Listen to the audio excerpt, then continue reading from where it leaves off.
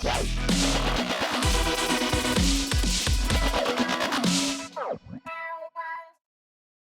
everyone, welcome to the Ask Barry V Show. I'm Barry Vanover. This is my Vice President Miles Baker. Mr. Baker, in our What's Going On segment today, what are we going to talk about? You know, we're doing this What's Going On. It could be just us talking about any random topic or thing. And, you know, I was thinking about what's going on, and not in the martial arts industry specifically, but just on the social media. Social media has created so many expert life coaches, people that have, you know, some of them I'm sure are great, with some great advice, great motivation, great, you know, just food for thought, which is important.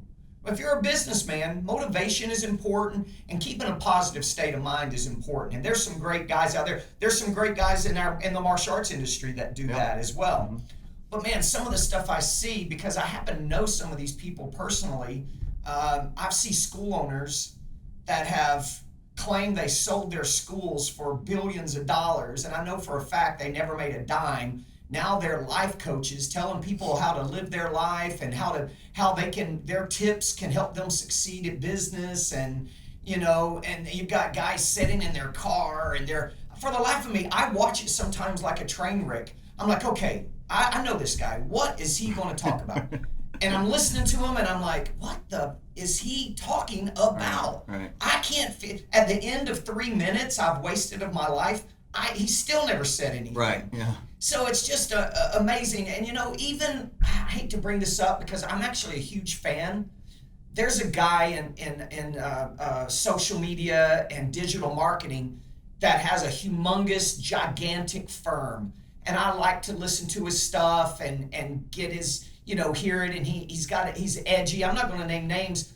Actually, I got the idea from the show from this guy. Mm-hmm. And he told people, use this in your own industry. Some people said I copied him, and I did. Yeah. But he was saying, if I were you, I would do this exact same thing in your own industry. Yeah.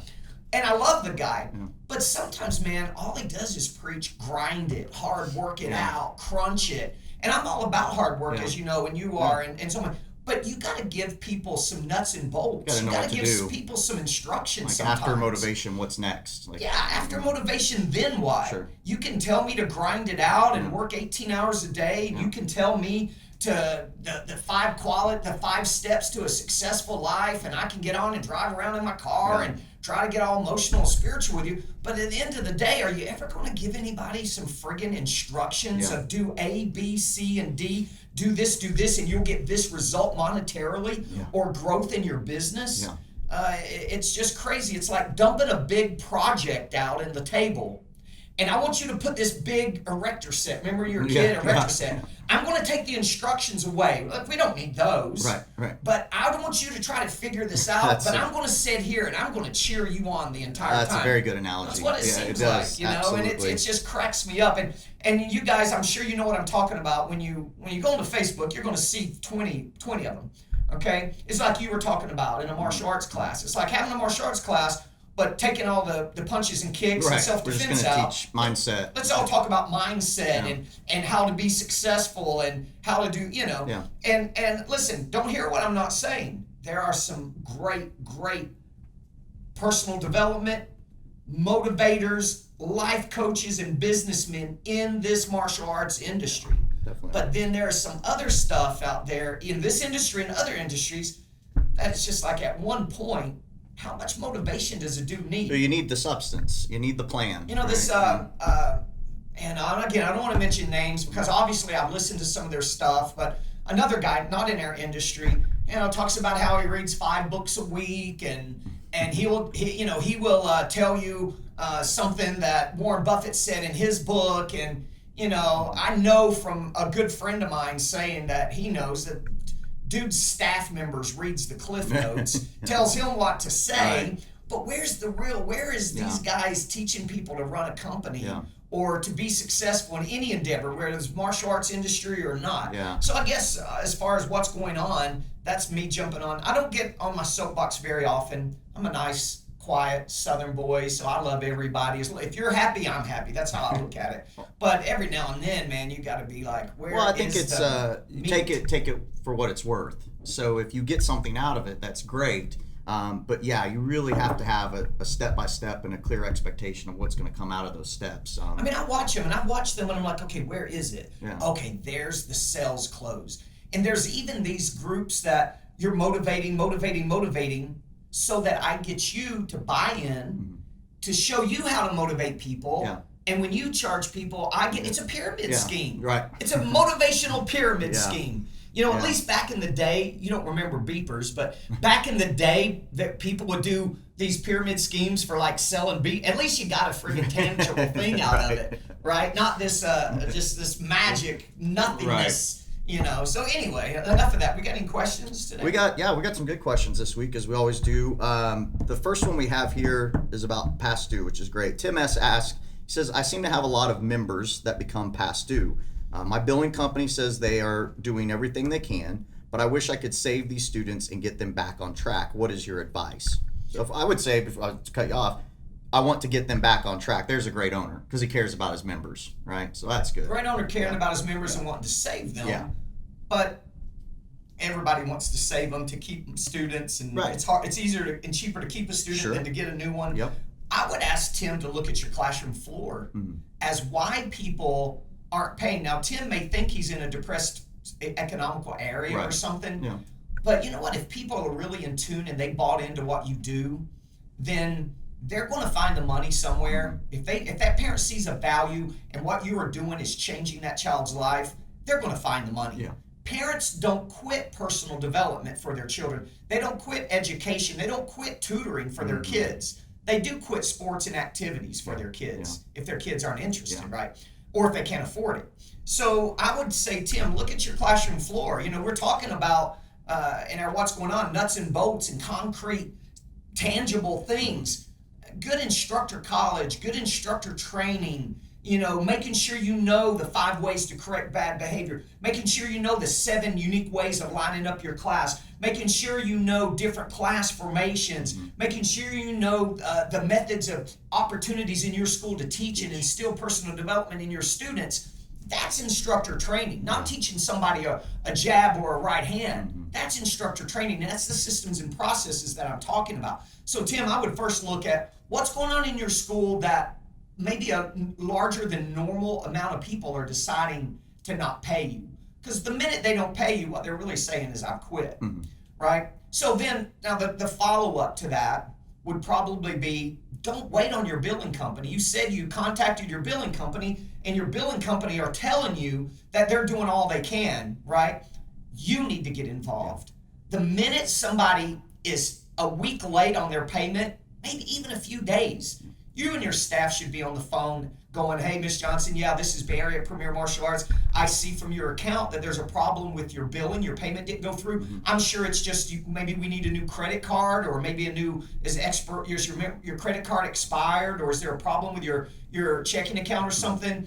You should be involved. Your people need to know that you know that the payment didn't go through. Yeah. Don't wait on some billing company that probably has one representative for 5,000 people trying to crank out these. Nowadays, it's automated emails anyway, all computerized through a funnel, probably no real phone calls happening anymore, like back in the old days. Right. So find out reasons in your school why people may be quitting, but then also get involved the second their payments are late to find out why they're not paying, and take that time while you've got them on the phone and ask them, are classes going well? And a little bit of customer service, I think, will go a long way in this situation. What do you think? I think that's great advice. Yeah, to make it personal. Yeah, make it personal, because that's what we are. Yeah. This is a people business. Absolutely. Right? Absolutely. This is what we deal with every day, is relationships, Great advice. Our next question for this week comes from Danny B. He asks, I used to work in a karate school, and I've been to your program director's college. I just got hired at a Brazilian Jiu-Jitsu studio to be a program director, and I'm not sure how the systems would work with BJJ. Okay. You answer this one. He says program director's college, so that entails a lot.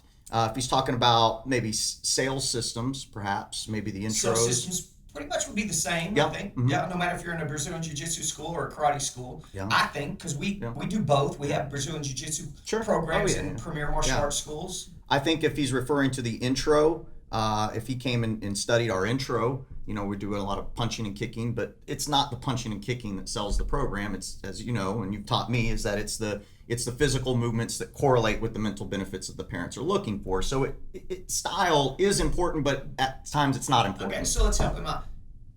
For example, focus when you're dealing with kids is so important. Yeah. Listen, guys, every parent wants to at least believe that their child has the ability for brilliance.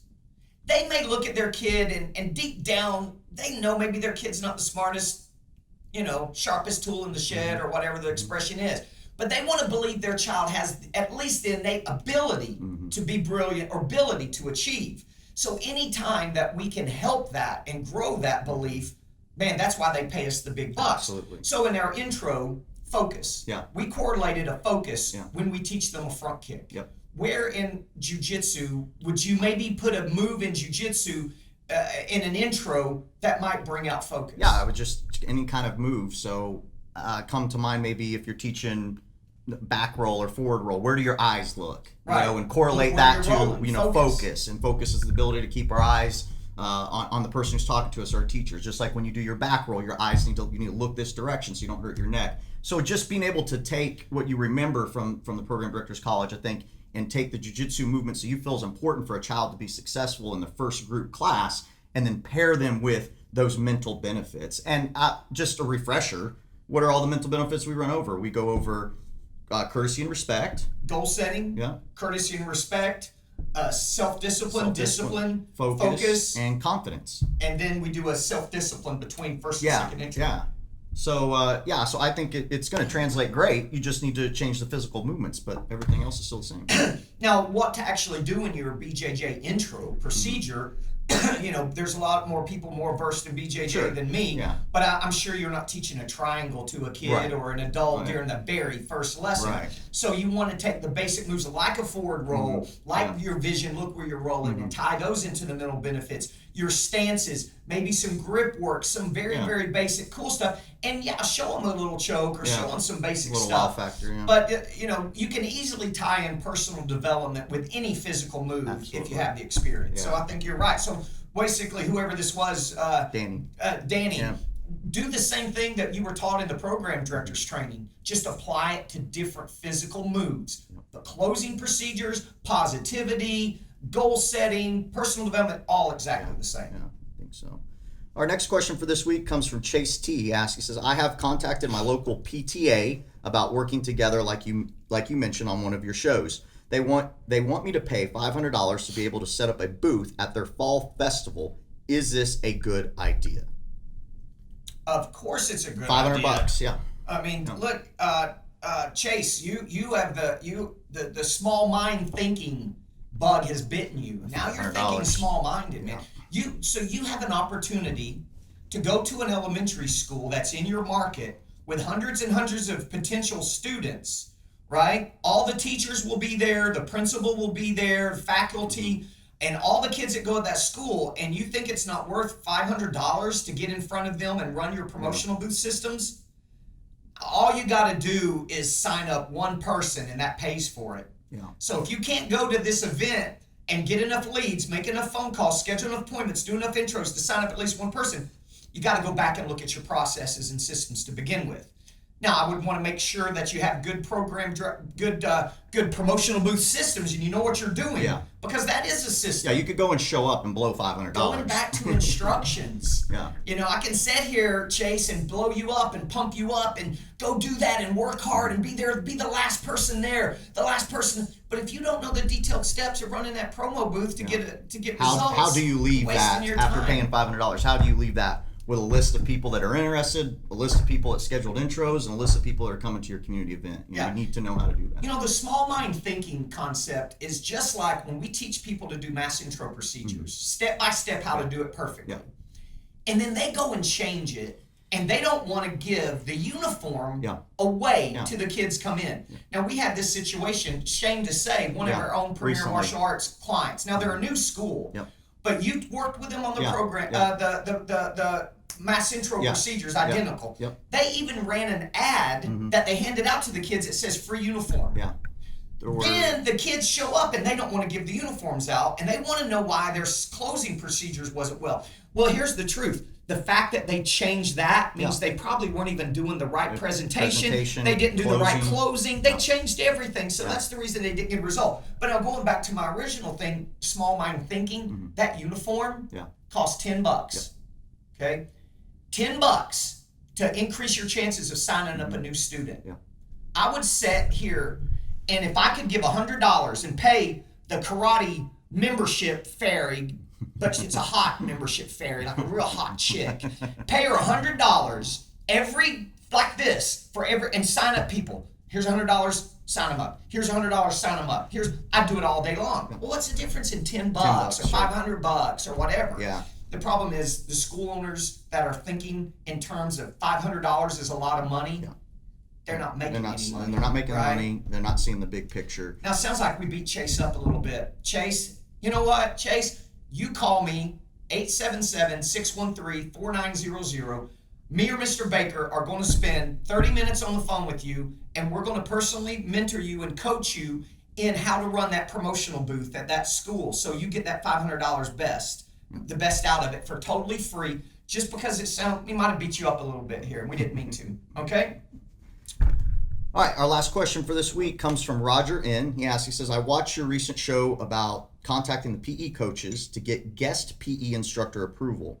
I have sent the email you suggested, but I am hearing nothing back from the coaches. What should I do? You know what's good is people are now watching the show, attempting implementation. Yeah, there's a solid... And then following up questions. That's cool. That is very cool. That is kind of cool. So he sent the PE coach email out. Sent the email and just hasn't gotten anything back. So what's next? What? You said something cool the other day in staff meeting because Cass Sigmund, our new manager at one of our locations, had this similar thing. But you said something a little different than I would have put it. How was that? I think I told Cass, I said, well, of course, he's already sent an email and he's left a voicemail. And obviously the PE coach is busy or maybe not interested. We don't know. So we were going to print out the email, put it in a nice letter, go in and see if the PE coach is available. Probably not, unless you just happen to show up during their office hours. That's okay. You're going to leave your business card with the secretary as well as the letter. So now they've got an email, now they've got a voicemail, and they've got a physical letter. There's no way they haven't heard about you. Yeah, that was it. I would have straight up recommended now going to try to see the PE coach and talk about, hey, I had sent you an email. I don't know if you got a chance to read it, or give them a call. Just and try to set take the letter as backup. Make a letter out of the email to take with you in case you can't get to them. For PE coaches, you usually got to kind of wait till the end of class. If school lets out at 2:45, go at 2:45 and try to see them. But have the letter, in-person visit. Ask the secretary if you can't see him. When is the PE coach's office hours? When can I have 10 minutes with them? And leave that letter for them personally. They can ignore an email, but most good human beings won't ignore a physical letter that you hand delivered.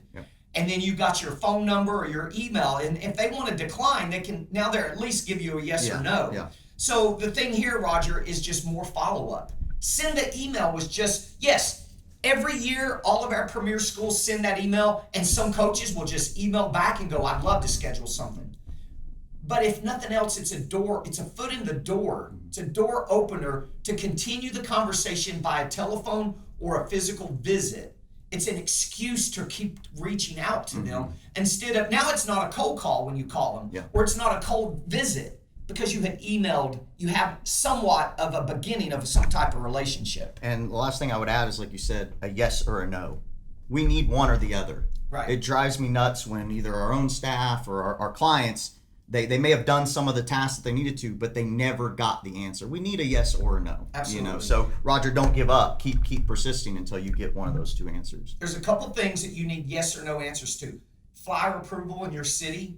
Can you send flyers home with the kids? Does your school board allow that? Yes or no? And if yes, what's the criteria? Meaning, does it have to be a free event you're promoting, or do they just let you send whatever? And guest PE instruction. Can you go in and be a guest PE instructor and see the entire school in 2 or 3 days? Yes or no? And for that matter, are you allowed to go in, if the teachers want you, are you allowed to go in the individual classrooms and see Miss Johnson's 3rd grade class? Yes or no?